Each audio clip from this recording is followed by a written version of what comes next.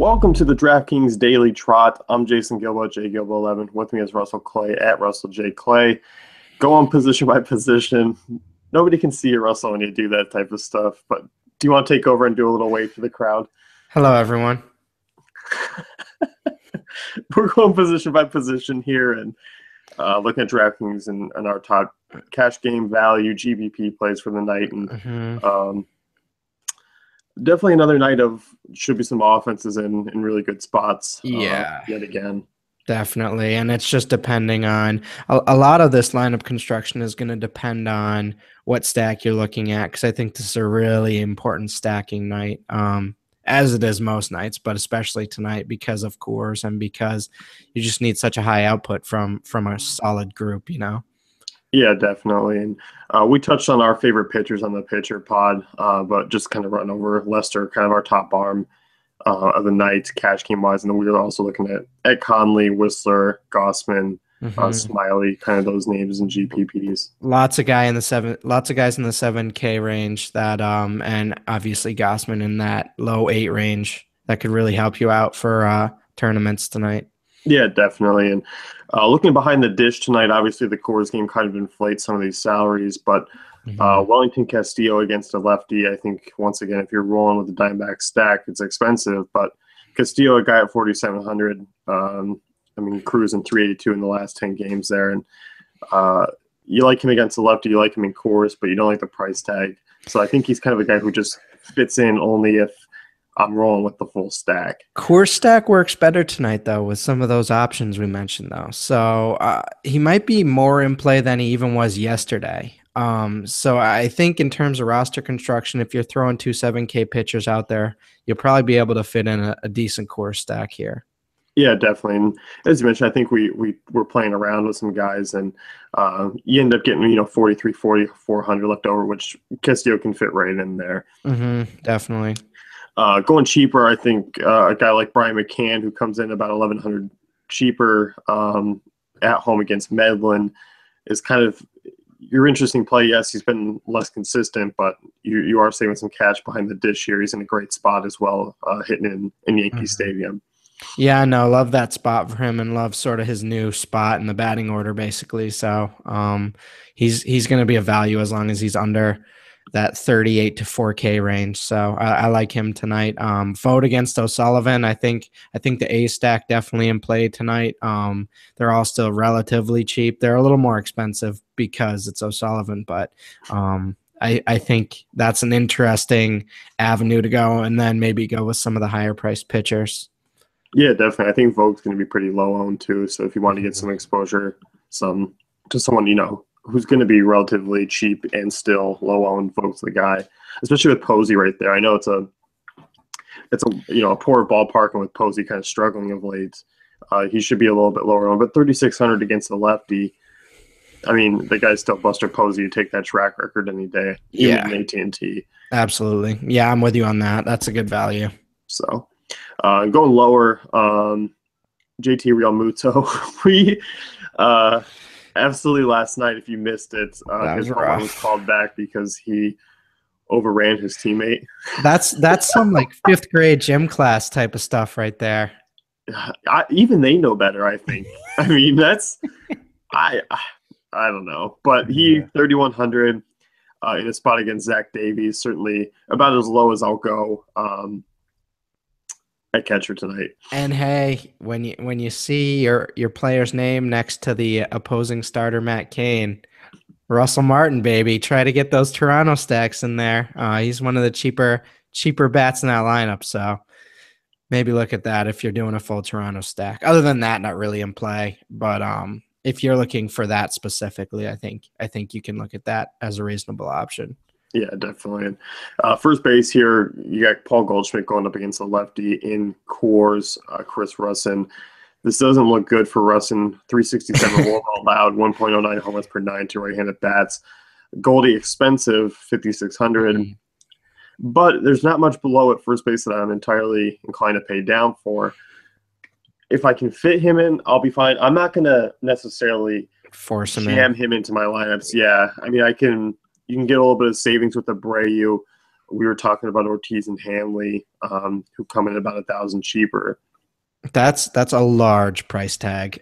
Like that is eating up some major cap there.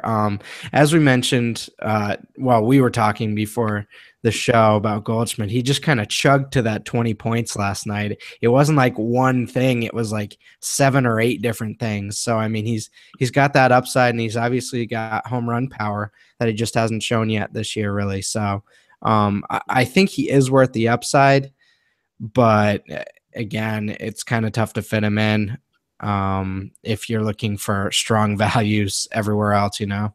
Yeah, definitely. I think the one guy I don't mind kind of spinning down to, especially I think to be a little bit different, because I think people are going to be drawn to still pay up at Goldschmidt and kind of gloss over a guy like Jose Abreu. Yeah. In a great spot against Derek Holland in a favorable ballpark. I mean, the guy's cruising over the last 10 games here, hitting over 300. So, with Holland, I mean, not a good lefty by any means.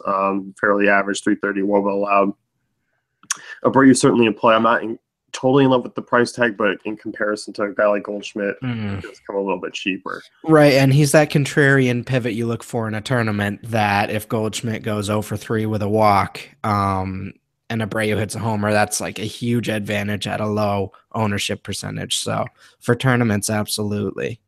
Yeah, and Rizzo, I'm probably not touching him at his price tag tonight, I don't think, unless you're looking at a Cubs stack or something. Yeah, that's the only way I'd be fitting him in, just because of, just because Goldschmidt and Coors against the lefties 200 more. Right. I mean, Rizzo's been by far the better option so far this season. He's absolutely cruising. I mean, still worth a pivot look, but I think, as you pointed out, he's more in play if you're going the full Cubs stack. Yeah. This next, I mean, we're going down the list here. Ortiz and Hanley certainly in play. Both the same price tag. Ortiz, lefty-lefty matchup, but so far this season, 367 WOBA allowed, 217 ISO. Absolutely cruising. I think both are certainly in play here against Manea. And in this over-under, definitely an interesting sort of on both sides of this game. Yeah, I agree. Hanley, as you mentioned, the lefty on lefty, so Hanley might be an intriguing option compared to Ortiz tonight. But yeah, I mean, obviously, I like both of those lineups. I like stacking them. I think that's a game in general to target. So at those prices, they're not killing you like a Goldschmidt. So I think you can fit those in and still get value elsewhere. Yeah, definitely. And anyone else you're kind of looking at down here? I think there's an interesting talking point with Chris Davis here in terms of a Baltimore stack. Are we looking at that tonight, or are we looking at standalone values, or are we looking at not really touching them? I think Machado is the only one that I don't mind as a standalone. I mean, Davis in GPP is always worth a look just because of his power. Barrios obviously doesn't have much of a sample size, can miss some bats though, but does have kind of that home run, blow up potential as we've seen so far this season. So I think Orioles is more inclined for a stack. I'm not in love with the ballpark. And on a full 15 game slate, I think they kind of fall a little bit in the middle of the list for me as far as offenses go. But Machado's the only one I'm looking at. Yeah, that makes sense. So, I think Carlos Santana is interesting as a standalone option. I'm not totally into stacking Cleveland or anything, but I think he could be a standalone value if you're sort of looking for a cheaper option than the high priced ones. Yeah, because I mean, there's really not much below him that I'm looking at taking. I think if you're fully fading first tonight, you're really taking a risk because there's going to be, I mean, I'd say at least 2 of these guys is going to go off, the higher priced guys. Oh, for sure. I mean, it seems very unlikely that Rizzo, Goldschmidt, Abreu, and the Boston guys all just kind of have average nights. It just doesn't seem like it's going to be that way. So I don't think that's a position to fade tonight. Nah. Next one here, second base. This is one that's definitely intriguing. Gene Segura, the price tag is up there, but obviously he's had an electric start to the season. Enjoyed his game in Coors there last night with a home run and a double. I'm a big fan. I like him a lot tonight here against the lefty. But, once again, it's just that daunting price tag. Yeah. I mean, if you're trying to fit Goldschmidt and him in a lineup, you're struggling after you put him in. 10-6. So, yeah, I mean, obviously he's in play though, just because of that upside and course. But I don't know. That's tough. Yeah, I mean, and I think the one thing that's bothering me is because I like so many of these other guys around it. Like I love Daniel Murphy tonight, but for 400 more, I can get Segura, against a lefty in In a Coors. much better spot. Yeah. And I mean, Murphy's been absolutely cruising as well. I mean, he's been unreal this season, hitting 398. But like Pedroia, same thing going up against a lefty at home. It's just 600 more. I can probably find that savings elsewhere. So I think Segura, as the day goes on, is going to look like kind of the clear-cut option that I might just start leaning towards as the day goes on. That makes sense. I mean, we obviously like Pedroia. We just mentioned Ortiz and Hanley and how we like that game. So I think he's obviously in play, especially in a stacking situation. And then you kind of get below that. Odor, I don't really trust him against Rodon. Phillips, I'm not sure about him against the Casio. What do you think about that group? I'm not a big fan. I think the only one that kind of maybe stands out to me is Kipnis there, hitting in that ballpark at 4,100. He'd probably be the only one I'd immediately jump out at me. But you and I were both, I mean, everyone should be on the Dietrich train down below 3,300. Yeah. He's, going up against Davies and hitting well. So expect him to lead off or hit second tonight. And I think that's maybe why that middle tier doesn't seem so appealing. Yeah, I mean, he's just so cheap, and you're not going to get him at a cheap ownership percentage in tournaments. I believe he was like 30% last night. So, I mean, the cat's out of the bag, but as long as he's getting 20 points a night, it's fine. Just throw him in there. I wouldn't be surprised if he was even higher on tonight, but you just got to do it at this point. It's kind of like cash, Yeah, no, I definitely agree. I mean, he's been absolutely cruising. Yeah, but as last night, 3-hit night, triple. And yeah, his ownership's percentages were through the roof, and you expect him to be a lot higher just because that name is now aware to the people who weren't aware last night. Right, exactly. So, yeah. But yeah, I mean, outside of that, there's not much down here at second base that I like.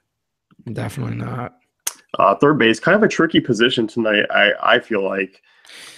Well, I mean, and Dietrich is third base available too. So if you want to play one of those higher price second basemen, I think you could go him at third as well.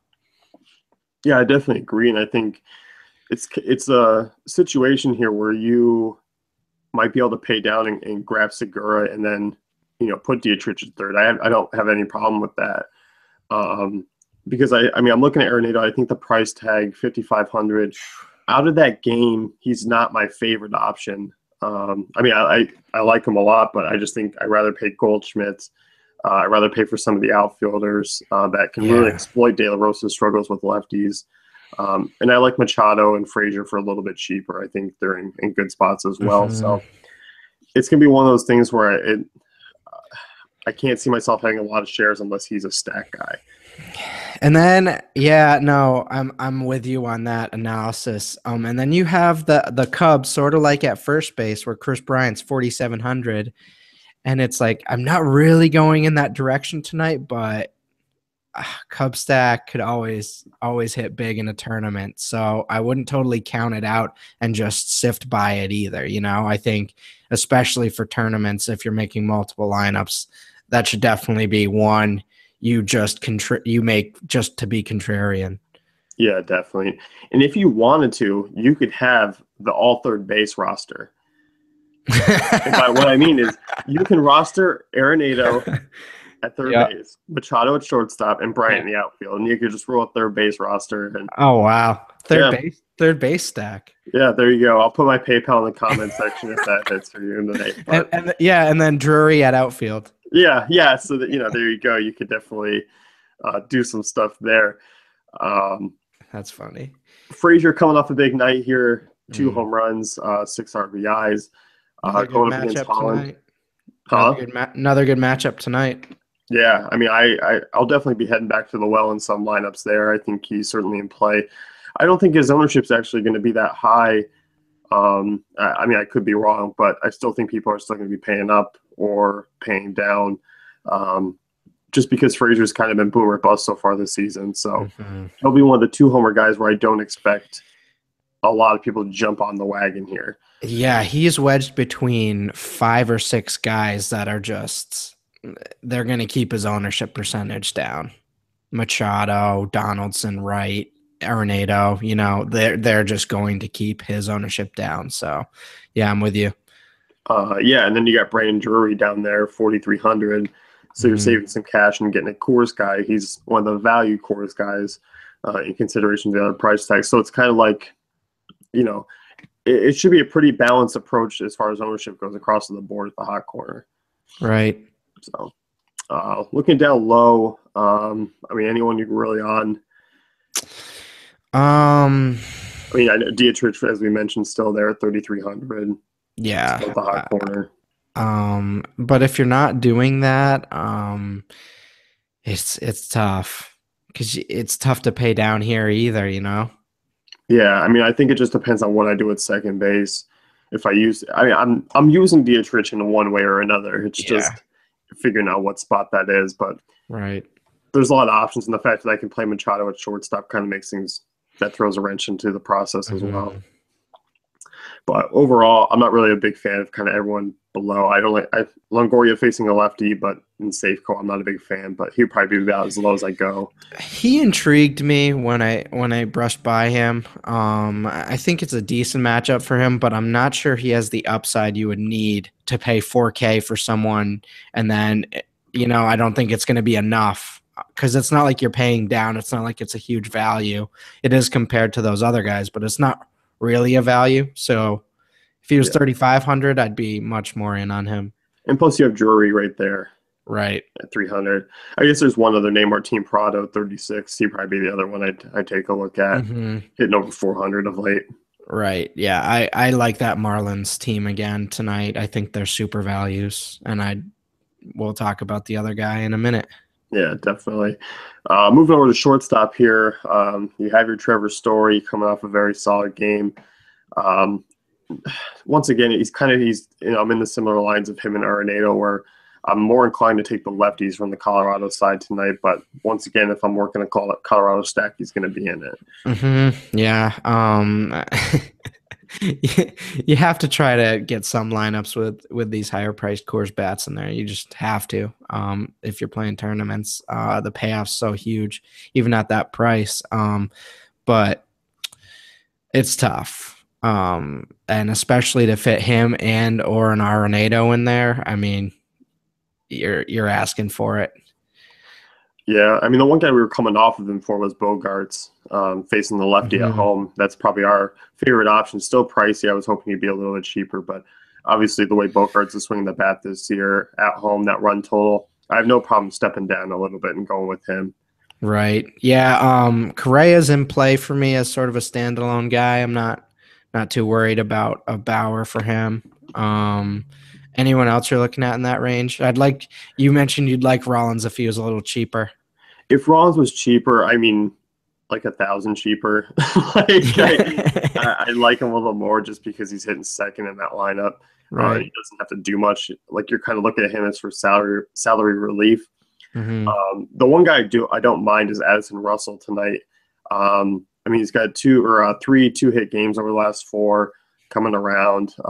He still hits in the bottom of the order, 6th, 7th. So he's a guy who I don't mind. I just think for that price tag, there's not a lot that I can get behind. Jonathan Villar is another one if you're not using Conley. He's the other one that popped up. Yeah, Addison Russell is no Aaron Hill, but I think he can get you a solid 10 points tonight, and you'd be very happy with that. So, I like that call. Yeah. Outside of that, I can't see much that I can get behind. Cozart, if that game stays clear. Yeah. That's about it. Yep. So, outfield tonight, and you are calling yourself a Stanton dog. Well, it's not really that. It's just that I've had him two of the last 3 times I've played. So 2 of the last 3 slates, and he's gone 0 for both times. So I mean, I'm expecting a player of his caliber to be able to turn that around, and I think he's in a pretty good spot tonight. And I mean, they can't really pitch around him right now because everyone else is doing so well in the lineup. So I expect a solid night from him for sure. Yeah, I'm definitely with you. And I mean, kind of getting to these other bats here.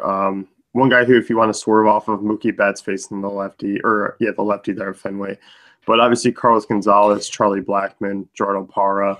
Definitely can exploit De La Rosa's struggles with lefties. 383 WOBA allowed since 2014. And again, I think you look at Jose Bautista at 4,300, and he's not necessarily a great value tonight compared to some of these high-priced options. I think he doesn't have the highest upside, but there's some major potential there with our boy Matt Cain. So, I mean, that's pretty cheap for Bautista. It is, and then I mean, the one thing I have with him is just he's priced around so many other great guys. I know. You're looking at Reddick, your Parra, your Ellick. I mean, there's a lot there, and I don't mind the necessary swerve. And also you got Blackmon just 300 more. But I mean, as we saw, I mean, we've seen, the Jays go, or Matt Cain really struggle at home against the Colorado team. He struggled all season. It doesn't matter where he's at. So as you mentioned, I mean, Bautista can be a sneaky play, and definitely a guy to mention. If you're playing that late slate, right. Yeah, and Reddick, like you mentioned, for that Oakland stack, I think we're going to continue to see games like we saw yesterday. Oh, yeah, definitely. We should see another monster game. And keeping that going, Chris Davis, if you want to be a little bit different, homered last night against Buchholz, facing Sean O'Sullivan, who's how he's in the majors is I can't even answer that right now. He's just that bad. So you can look at this Oakland team and expect them to kind of match their share. I think Boston's knows they have to come out and put out some runs tonight. Yeah, that's a good call. So Nelson Cruz, intrigue you at all? 3,900, kind of an interesting price tag for a lefty. I think he's the only guy that I'm really worried about for Smiley tonight. So that could be an interesting standalone play, but obviously I don't think you're really looking at anyone else in that lineup. Yeah, I'm definitely with you. Outside of that, we're kind of slipping down into the 3,500 range. Adam Eaton has hit lefties pretty well this season, 3,600 against Holland. Kind of an interesting play. Not in the greatest of spots for the price tag. I don't mind them, especially when you're working in a White Sox stack. We do have to talk about, because some people are going to see this. So Jackie Bradley Jr. and Brock Holt combined for 52 DraftKings points last night. Are we believing that is they're in any type of that range again, or are we not really touching them because they're still batting late in the lineup? Yeah, I still think the lineup spots where I draw the line for them. I mean, Bradley's going to have those big games. Holt's going to have those big games too. And I think that just kind of shows how deep their lineup goes. I mean, because if you look, you got Hamley and Travis Shaw, and they get on base, and they're kind of setting RBI chances up for Bradley Jr. and Holt, although Holt's probably going to sit in the lineup tonight just because Chris Young will probably pop in against the lefty. So, but overall, I think the bottom lineup is in play, but I'm really looking more so at the top guys. But if I'm doing a core stack, I don't mind throwing a Young in there. Yeah, just the be warned to not follow the box score in that specific case, Yeah. Any punt options you're taking a look at down here? I mean, I like Michael Saunders, obviously. I mean, Beltran only 3,400. Again, probably following the box score there too. He's not going to hit 2 home runs, but I mean, that's pretty cheap. Yeah, I definitely agree with you. And 2 other guys, Brandon Guyer, Matt Holliday, both facing a lefty in bad ballparks though, but 3,200. Kind of name mentions there. Joey Rickard, again, 3,200. Yeah, he's definitely intriguing. And if you wanted to be off the charts, Yasiel Puig sitting at 3,200 hasn't looked good, but neither has DeGrom. So I know, something to consider there. Yeah, and I don't think you and Adrian Gonzalez we looked at him too. It's tough to play these Dodgers right now, but I think as standalone punt plays, I think they're definitely in play. Yeah, I mean, you want to talk about being different, that would certainly kind of set the bar pretty high. Definitely. So, that's going to wrap it up here with the DK Daily Trot. Check out dailyfantasycafe.com for all great tools and content.